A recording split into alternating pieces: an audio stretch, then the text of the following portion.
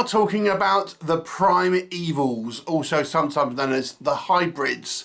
And this is one of those lost movies that have been unseen for decades. And let's discuss the kind of what happened there. So this was actually directed and co-written by David Allen, and he started writing the script for this back in the 1970s. And it was considered to be too expensive to make by some independent production companies. But Full Moon always had this script kind of percolating at some point. Eventually, once the release of Jurassic Park came out, they decided to go ahead and make this in a kind of a stop motion kind of fashion for the kind of the creature effects. So this was started to be made in the kind of the 1990s. I think 94, I believe, it was actually filmed.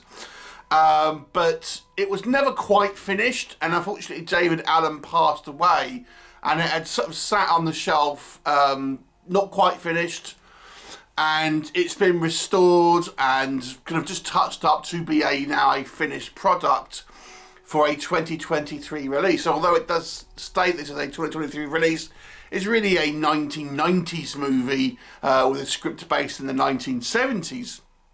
So what is the movie? Well, if you're a fan of like the kind of the Doug McClure fantasy monster movies, it's kind of like that, really. Or maybe like the Sinbad, the Sailor style films. It is an old-fashioned adventure film.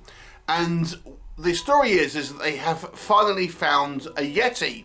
And it's this huge creature, and it's killed up in the kind of Himalayas, and the body is brought back to America and sort of studied. And now we have an expedition to go back to the Himalayas to try and find more Yetis, and we have a small group of scientists and a kind of a big game hunter who's kind of there as sort of the protection, go to this area, but they find a whole new lost world complete with its own kind of ecosystem. But there could be more creatures there other than just the kind of a Yetis, including lizard men and kind of cavemen, lizard men hybrids. So what will happen? You'll have to watch the movie and find out. So let's discuss. This is like a real old school movie. It's like living your childhood again. This is the best thing I would say about this movie, because it's very much made in the style of, even though it's a 90s movie, it feels more like a 70s sensibilities in that respect. So if you are a fan of the aforementioned sort of Doug McClure creature features or stop motion, you know, Ray Harryhausen and films like that, it kind of feels like that. It's like a lost film of that kind of era, despite being actually filmed at least in the 90s. But it does give it a little bit more of a modern edge, maybe compared to those ones I've just mentioned.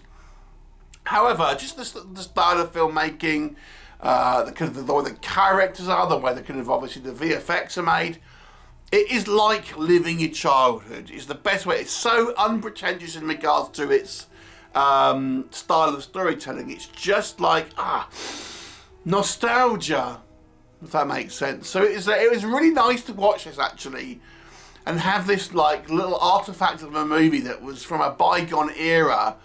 But I remember really enjoying those sort of films when they came out, and I enjoyed this one as well. So what I think this film revels in is some of its simplicity. Its characters are very like straightforward sort of characters. You know, we have like our kind of our point of view character, who is this guy that wrote a thesis about the kind of the Yeti and stuff, and he was sort of dismissed at one point. But now there's evidence he's obviously back on the case, and he's just a very much uncomplicated kind of hero who is caring, you know, he's courageous and all that sort of stuff. We've got the kind of the older lady who is like this kind of the brains behind the operation and stuff. And I thought she was just a wonderful character. Just her wide-eyed, you know, excitement about having all these kind of new scientific discoveries. We've got this kind of like this big game hunter who is this like very kind of macho guy, but he's kind of like, you know, he knows what the kind of the dangers are, and he's suggesting all these kind of things to do. It's very kind of like the way characters used to be written, if that makes sense, and it's very clear characteristics, which makes them very definable and you kind of memorable in that respect. So I kind of really like those sort of characters, their interactions. There's no kind of inflated drama. There's no kind of like, you know, love triangles and things like this that you kind of get in more modern films and stuff. So it's such a kind of like refreshing in a way to have these kind of style of characters. So that was all quite fun. I mean, then you could have looked onto the kind of the actual adventure side of things. Again, you know, you're going to kind of like the Himalayas and unknown regions and discovering things. It's a really wonderful kind of feeling of like, oh yeah, the discovering, oh wow, all these kind of like new worlds and stuff. It's, you know, I think it's a very like enjoyable movie because of that.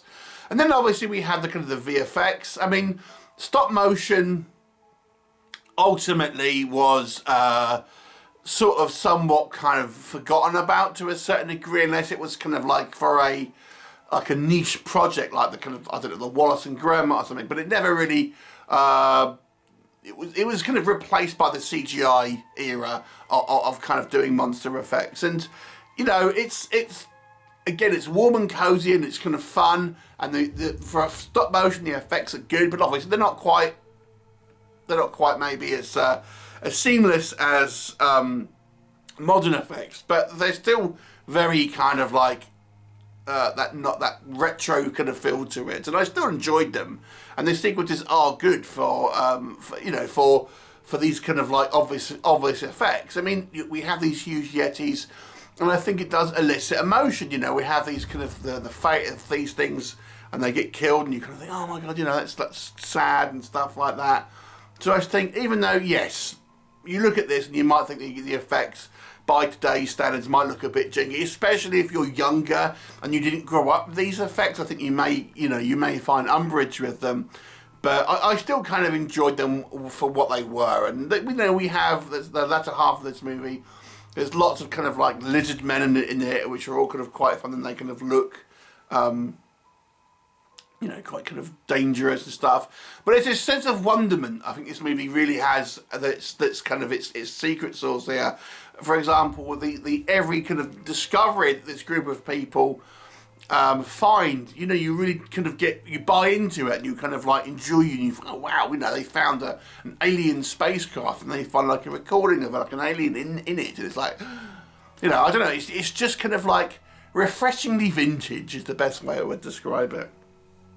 Apparently this was, actually as it stands at the moment, the most expensive movie that Full Moon has ever produced, because it's taken so long and they've had to do so much kind of restoration on the film that was made and stuff like that. So yeah, I mean, apparently Charles Band has said this is never going to turn a profit for them, but they wanted to kind of put it out there. So what doesn't work, I mean, it's very much a product of its time. This movie is old-fashioned, and I do think maybe young audiences may be put off by its somewhat kind of simplistic kind of style of storytelling and characters.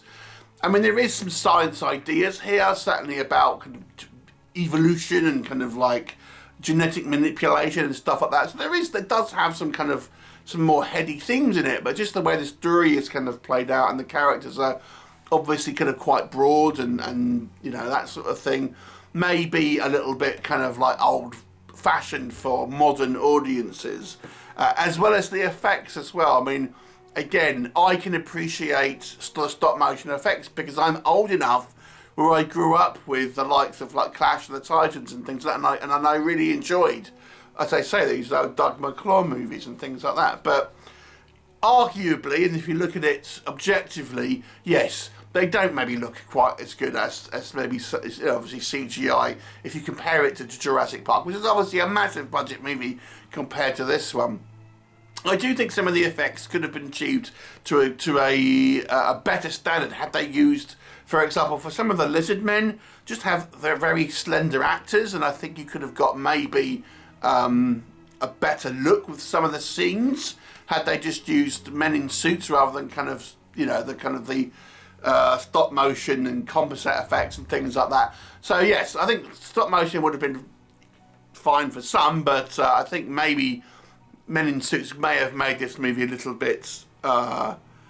It's certainly in the sequences where we have, we characters interacting with Elizabeth, that might have been a better way to go. But it is what it is. We've got to kind of look at the way that this movie's actually kind of made. It's still, like I say, it's still a fun movie, and I think you can appreciate it if you are appreciative of those sort of style of sort of VFX and things like that.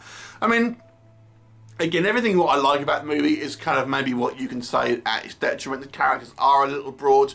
I have to be honest with you, maybe the acting's a little bit over the top at times. Certainly enthusiastic acting, and I enjoyed the characters because of that, but, you know, maybe not the kind of the most realistic, and, you know, maybe this movie, yeah, you know, it's obviously, you can tell things are filmed on a stage, it's a film stage and things, so yeah, it's not going to kind of convince you that they're really there and things like that, but, you know, it's a fun throwback movie still, I think, even with its kind of like obvious kind of budgetary restraints there. So if you like you know, your old vintage movies and you want a kind of one you maybe haven't seen before with some kind of fun science fiction ideas, easy to follow story and likeable characters, and I would definitely give this a watch. I'm going to give this a 7 out of 10. I really thoroughly enjoyed it, I have to say. Yes, it's limited by its budgetary restraints, the time that it was made, things like that. But, you know, if you can look past that, I think you've got a fun movie to enjoy here. Have you seen it? What did you think of it? Please do leave me a comment and I shall look forward to you next time. What did you rate it?